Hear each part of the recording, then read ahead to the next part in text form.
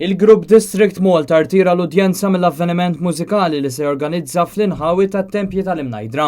Dan wara li l-kontroversja dwar dan il-parti internazzjonali eskalat tant li issa nħolqot ukoll petizzjoni kontra din l-inizjattiva.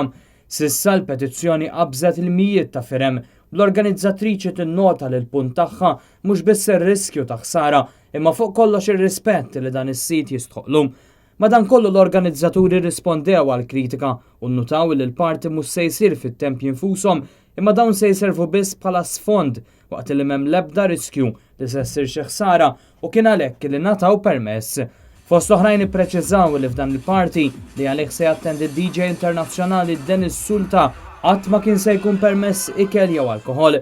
Dan apparti li l-mużika se tkun waħda b'volumi adattati u studjati b'tali mod li l-vibrazzjonijiet ma jpoġġux il-Monument Nazzjonali f'riskju.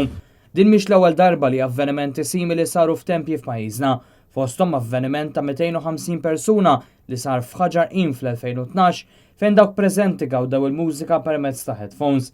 Aktar riċenti DJ rinomat Malti Joven Grek organizza avveniment simili fil-Forti Sant'Angelo u fuq il-medja soċjali nnota kif il-post tħalla nadif tazza u ma saret l-ebda ħsara. Dan apparti l-nota kif l-istess avveniment tgawda minn eluf madwar id-dinja li ħafna minnhom lanqas kienu jafu b'Malta u għalhekk serva bħala riklam imprezzabbli għal pajjiżna. Sadattant Heritage Malta ppreċiżat li dan mhux se jkun parti imma recording ta' sija u li hemm regoli stretti fuq il-livell u t-tip ta' sound u dwale.